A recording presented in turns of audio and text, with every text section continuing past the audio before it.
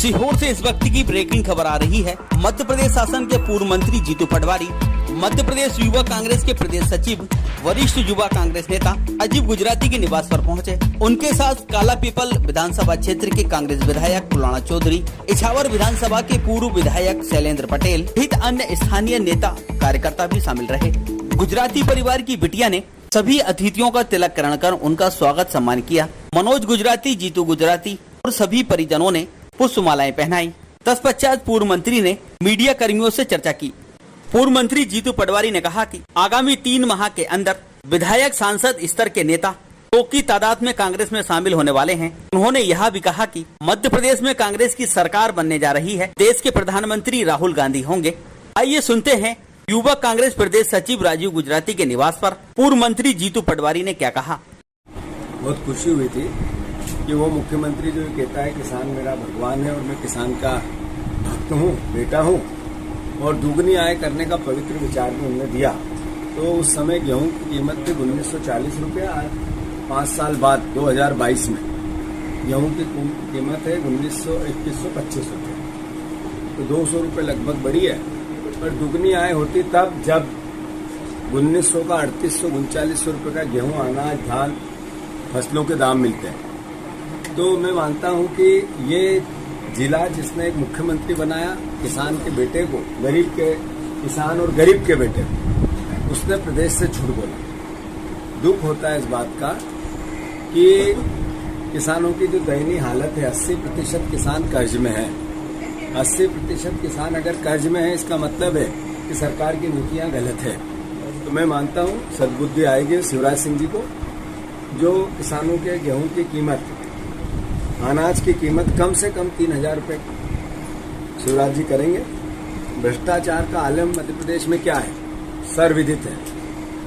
कर्ज लो, करप्शन करो और फाइल जलाओ। 55% कमीशन की, 50% कमीशन की है सरकार, जिसने 3 बार चुनाव से पहले सचिवालय में आग लगा दी। आप देखो कि मध्य प्रदेश में ऐसा देखने को मिलता है या फिल्मों में ऐसा देखने को मिलता है।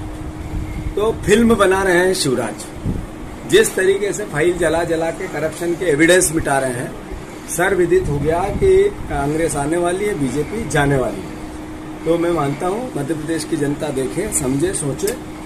कांग्रेस पार्टी ने निर्णय लिया है कि हमारे पत्रकार जितने भी हैं ये सच्ची और अच्छी खबरें बताते हैं, इनका प्रोटेक्शन होना चाहिए। इसका एक भी पार्टी लेके आएगी। 5 गारंटियां हमारी, वो चाहे 1500 रुपये बहनों का संबल की, नारी के सम्मान की बात हो, चाहे 500 रुपये के गैस के सिलेंडर की बात हो, चाहे 200 यूनिट तक फ्री बिजली की बात हो, चाहे किसान ऋण माफी के आयोजन को पूर्ण करने की बात हो, या इस प्रकार की भावना जिससे कि परिवार के साथियों को संबल मिले, एक सरकार जनता की दिखे, ऐसा एक विचार लेके फिर से चुनाव में आएगी। जनता और बीजेपी का चुनाव है, बीजेपी हारेगी, जनता जीतेगी।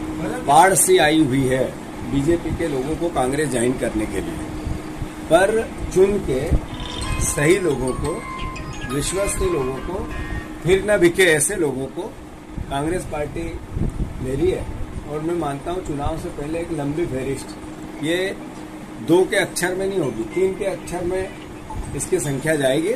और मैं मानता हूं कि लगभग एमएलए स्केल के लोग इस तरह के 100 से ज्यादा कांग्रेस ज्वाइन करेंगे आने वाले 3 महीने। भारतीय जनता पार्टी की सोच क्या है? भारतीय जनता पार्टी की सोच, घड़ा, उसकी नींव, उसकी बुनियाद डली नफरत है। मैं मानता हूं कि भगवान राम क्या है? भगवान राम प्रेम है, प्यार है, मोहब्बत है, सकारात्मकता है, त्याग है, बलिदान है, अच्छा बेटा के साथ, अच्छा पति के साथ, अच्छा राजा के साथ, अच्छा एक इंसान के साथ। रावण को सीता के ले जाने के बाद अंत में 13 बार रामायण में उन्होंने आग्रह किया, प्रार्थना की कि हे रावण, मेरी सीता मुझे लौटा दो। मैं युद्ध नहीं चाहता हूँ, विध्वंस नहीं चाहता हूँ। नफरत और घृणा से ये जो हाहाकार मचेगा, लोग मरेंगे, उस समय के सैनिकों की अलग अलग शहादत होगी, ये नहीं चाहता हूँ। तो ये संदेश क्या था? ये संदेश था कि राम का व्यक्तित्व पवित्रता से है, प्रेम से है, क्षमा से है, दया से है, और सबके लिए एक जैसे भाव से। बीजेपी अलग अलग तरीके से अलग अलग बातें करके नफरत और घृणा पर अपना आडंबर बनाना चाहती है। जनता देख रही है, समझ रही है। मैं ऐसे मामलों में ज्यादा बोलता नहीं हूँ, पर मैं मानता हूँ, मुझे गर्व है कि मैं हिंदू धर्म का, सनातन धर्म का अनुयायी हूँ। मुझे उस धर्म में ईश्वर ने पैदा किया। मैं भगवान की आराधना के साथ, राम की आराधना के साथ अपना जीवन यापन कर रहा हूँ। पर मुझे इससे भी ज्यादा बड़ा गर्व इस बात का है कि मुझे मेरे धर्म ने ये सिखाया कि सबके लिए, सबका भला, विश्व के कल्याण की, प्राणियों में सद्भावना की बात हम करते रहें और कांग्रेस पार्टी ऐसा करती है। धन्यवाद। उपलब्धि भी कहना आप मुझे 9 साल की मोदी जी की उपलब्धियों को भारतीय जनता पार्टी, उसके सांसद, उनके विधायक, उनके नेता, उनके संगठन घर घर ले जाने की कोशिश कर रही है। मुझे समझ नहीं आता क्या ले जाएंगे वो, कि 80% लोग सरकारी राशन पे अपना जीवन यापन कर रहे हैं।